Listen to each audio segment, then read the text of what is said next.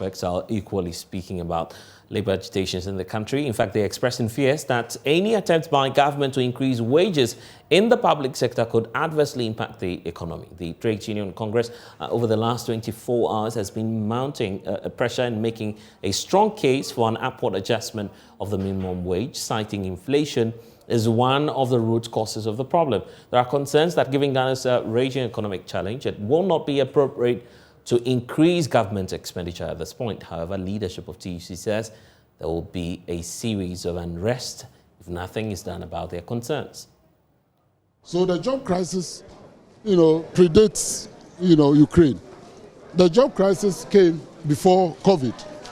Therefore, we think that it is not right to blame COVID and Ukraine for every job crisis that we have in this country. That is not right. And we are not going to accept that. The Trade Union Congress, which is leading organized labor, is very cautious, and we always are biased towards dialogue. We hardly want to strike because strike is a very difficult thing to do. It's like war. So before we declare war on the employers, we have to make sure we have good reason. This time, we have the good reason to do it. Therefore, we caution that the employers must listen to us. And they should not just listen, they should also hear us, because the workers of this country are suffering too much, and we should not allow it to continue. Those who are in charge of this country must know that without workers, this country cannot progress. We have the National Tripartite Committee. The National Tripartite Committee has started the process towards determining the minimum wage for this year. For us, that is a do and die.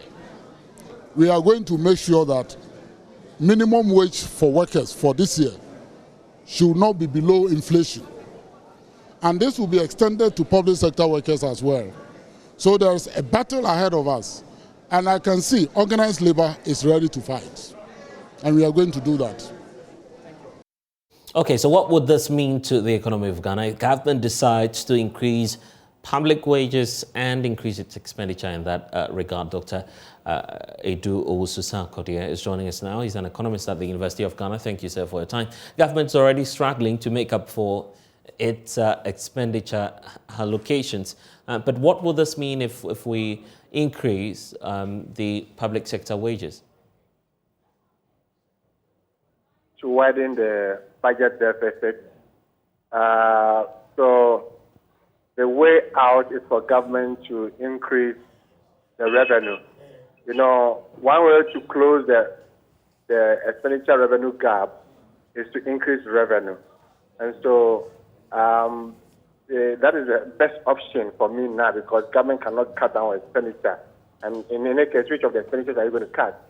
Workers are already demanding increments in their salaries. But it's a legitimate concern, because the productivity should always be equal to a real wage. So anytime there's inflation, the real wage decreases. And therefore, there must be a restoration of that parity, where productivity must always be equal to the real wage. And so the workers have legitimate concern. It's not only the public sector workers. I mean, workers all over the country. There are about 700,000 public sector workers and about 9.3 million private sector workers. So everybody is affected, because we all go to the market to buy foodstuffs. So when there's an inflation, the real wage reduces. Then the government will either have to find the money. But Doc, I guess the concern now... yes? Yeah, I guess the concern now is about being realistic. Is government in that position of making up for whatever increments that may happen in terms of the public minimum wage? Well, the government has no choice than to increase revenue, isn't it? I mean, we have talked about it. Now e-levy is passed, but even with the passage of the e-levy, there's still a budget deficit of 37 billion Ghana cedis for this year, at least 37 billion. So there are other ways of raising revenue. We have talked about the property rate. We have talked about the tax exemption. So I think the government should be serious about revenue generation to meet the demands of workers. That is the best way out now. The best option is for government to raise revenue to meet the demands of workers. Government cannot say that because there's no revenue, you won't increase the salaries of workers, or you won't increase the minimum wage, which will affect even the private sector workers. The best way, the best option is for government to increase revenue to meet the demands of workers. What we know now is that labor unions are tying their concerns to inflation. Government is equally tying the inflation to what's happening to the external factors, i.e. the Russian-Ukrainian crisis. Is that just some sort of an excuse that government continuously is using to evade the need to act now and to provide for these workers?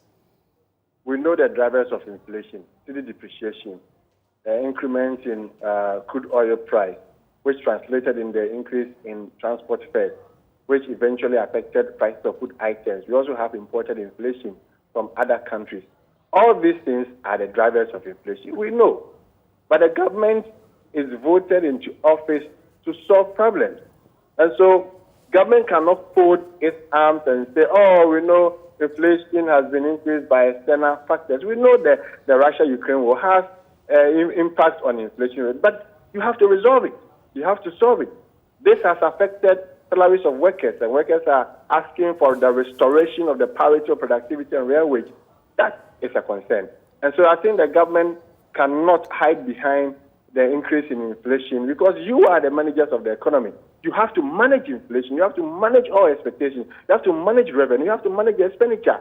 That is why you were voted for, and I'm sure they will do that. So, honestly, if the government gives an excuse that the inflation was driven by or is being driven by external factors, I will not buy that because you are voted to resolve issues.